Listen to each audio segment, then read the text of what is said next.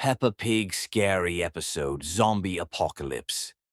Hi, I'm Peppa Pig, and this is my little brother George. We usually play outside, build stick houses, and jump in muddy puddles. But today, it's different. Today our world became silent. Too silent. And there was something wrong in that silence. We woke up early. The house was cold.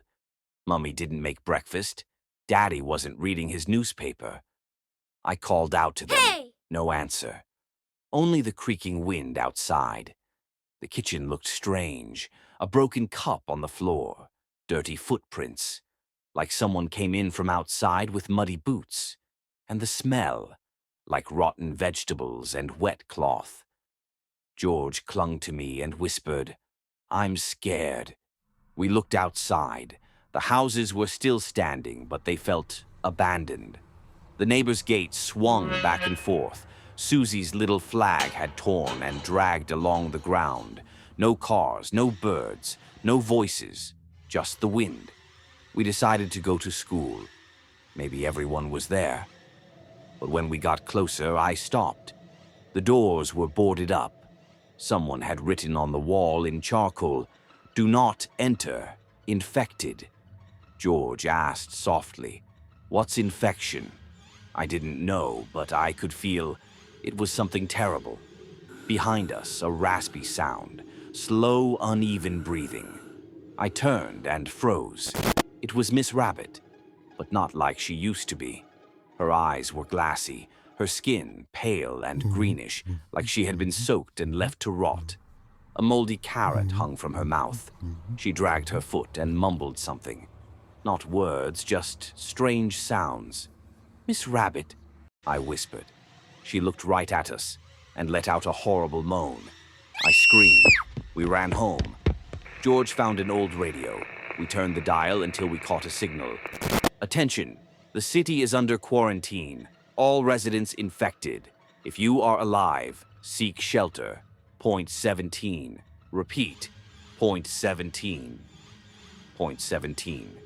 We didn't know where it was, but we had to leave the house. By evening, there were more of them. On the street, we saw Mr. Bulletin. He walked slowly, dragging a giant hammer. A steel rod was sticking out of his chest. He didn't seem to notice. In the backyard, we saw Daddy Pig. He stood at the gate, tapping his forehead against the wood. Over and over again, blood smeared the boards. "Daddy?" George whispered. Daddy didn't answer. He wasn't himself anymore.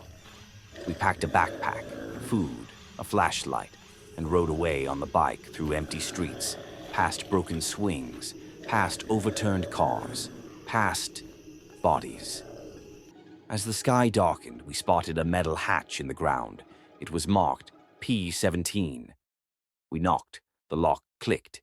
"Get in, quick!" someone shouted. There was light below. Warmth. Living people. Susie. Danny. Even Madame Gazelle. "You made it," she said.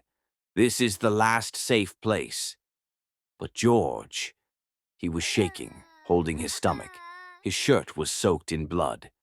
"What happened?" I asked. He looked down. "I got bitten when we were running. I was scared to tell you. They took him away immediately. I wasn't allowed to follow. Protocol, they said. I waited by the door. Inside, I heard his voice, then a scream, then silence. The door opened again. A soldier looked at me grimly. "He's no longer your brother." I sat on the floor. I didn't cry, just stared into the void. The radio crackled again. "Point 17, warning. Perimeter breach. They are coming, prepare." The lights flickered. The doors sealed shut. And deep in the tunnels, I heard footsteps. Slow, dragging, and a voice. Very soft. George's voice. "P-E-P-P-A. You can't run."